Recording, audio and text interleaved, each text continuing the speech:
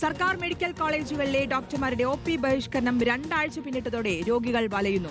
ഡോക്ടർമാരുടെ സംഘടനയുമായി ആരോഗ്യമന്ത്രിയും ധനമന്ത്രിയും നാളെ ചർച്ച നടത്തും. നാളെ മുതൽ യൂണിവേഴ്സിറ്റി പരീക്ഷാ ജോലികളും അനുബന്ധ പ്രവർത്തനങ്ങളും ബഹിഷ്കരിക്കുമെന്ന് ഡോക്ടർമാർ പ്രഖ്യാപിച്ചിരുന്നു.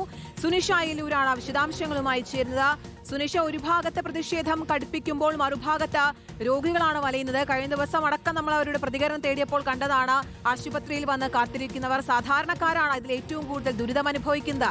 ഇതിൽ ഈ നടക്കാൻ പോകുന്ന ചർച്ചയിൽ എത്രത്തോളം പ്രതീക്ഷയുണ്ട് സുനിഷ?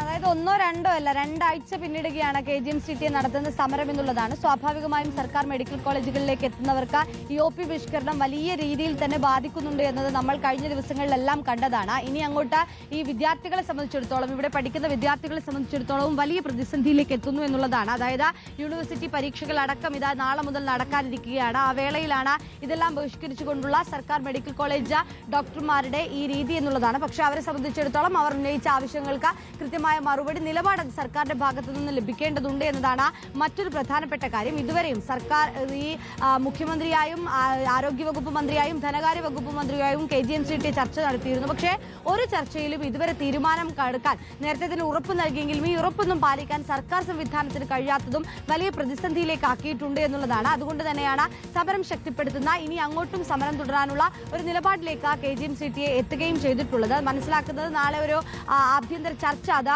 ആരോഗ്യ വകുപ്പും ധനകാര്യ വകുപ്പുമായ വകുപ്പ് സെക്രട്ടറിമാരും ധനകാര്യ മന്ത്രിയുടെ നേതൃത്വത്തിലും നടക്കുന്നുണ്ട് എന്നുള്ളതാണ്. പ്രധാനമായും ശമ്പള പരിഷ്കരണ കുടിശ്ശിക അത് പൂർണ്ണമായും നൽകുക എന്നുള്ളൊരു ആവശ്യമാണ് KGMCT മുന്നോട്ട് വെക്കുന്നത്. അങ്ങനെയെങ്കിൽ നേരത്തെ തന്നെ സാമ്പത്തിക പ്രതിസന്ധിയാണ്, സർക്കാരിന്റെ സാമ്പത്തിക പ്രതിസന്ധിയാണ് നിലവിൽ ഈ കുടിശ്ശിക നൽകുന്നതിലെ തടസ്സം എന്നുള്ളതായിരുന്നു പറഞ്ഞിരുന്നത്. ഇത്തരത്തിൽ സാങ്കേതികമായ നിയമപരമായ തടസ്സങ്ങൾ മാറ്റാൻ എന്താണ് വഴി എന്നുള്ളത് ധനകാര്യ വകുപ്പ് ആലോചിക്കുമെന്നുള്ളതാണ് നിലവിൽ മനസ്സിലാക്കുന്നത്. നാളെയാണ് യോഗം ചേരുന്നത്. ഈ യോഗത്തിലെടുക്കുന്ന തീരുമാനം, അതായത് ആരോഗ്യ വകുപ്പും ധനകാര്യ വകുപ്പും ചേർന്ന ഈ യോഗത്തിലെടുക്കുന്ന തീരുമാനത്തിന് ശേഷമായിരിക്കും ഇനി KGMCT ഒരു ചർച്ചയ്ക്ക് സർക്കാർ വിളിക്കുക എന്നുള്ളതാണ്. അതിനുശേഷമായിരിക്കും അതിനുള്ള സമയമടക്കമുള്ള കാര്യങ്ങൾ KGMCT അറിയിക്കുക.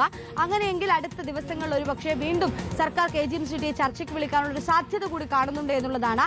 ആ ചർച്ചയിലെങ്കിലും പരിഹാരം കാണുമെന്നുള്ളൊരു പ്രതീക്ഷ ഇപ്പോൾ ഡോക്ടർമാർ പങ്കുവയ്ക്കുന്നുണ്ട്. പക്ഷേ ഈ പറഞ്ഞതുപോലെ കഴിഞ്ഞ ദിവസവും ഇതേ പ്രതീക്ഷയിലായിരുന്നു മുഖ്യമന്ത്രിയെ അടക്കം കണ്ടിരുന്നത്. പക്ഷേ എന്നിട്ടും ഈ ശമ്പള പരിഷ്കരണ കുടിശ്ശിക അടക്കം നൽകുന്ന കാര്യത്തിൽ ഒരു തീരുമാനത്തിലേക്കും എത്താൻ 57 മാസത്തെ കുടിശ്ശികയാണ് നൽകാനുള്ളത്.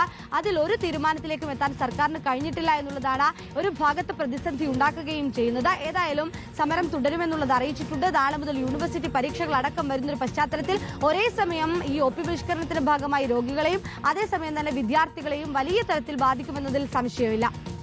ശരി, സുനിഷ അയലൂരാണ് വിശദാംശങ്ങൾ നൽകിയത്. 2 ആഴ്ചയായി ഇപ്പോൾ ഈ ഗവൺമെന്റ് മെഡിക്കൽ കോളേജിലെ ഡോക്ടർമാരുടെ സമരം നടക്കാൻ തുടങ്ങിയിട്ട്. ഇതിൽ ഏറ്റവും കൂടുതൽ ദുരിതത്തിലായിരിക്കുന്നത് അവിടുത്തെ സാധാരണക്കാരാണ്, ആശുപത്രിയിലേക്ക് എത്തിക്കുന്ന സാധാരണക്കാരാണ്. എന്തായാലും നാളെ നടക്കുന്ന ചർച്ചയിൽ പ്രതീക്ഷയിലാണ്. സമവായമാകുമോ എന്നുള്ളതാണ് ആകാംക്ഷ. സുനിഷ അയലൂരാണ് വിശദാംശങ്ങൾ നൽകിയത്.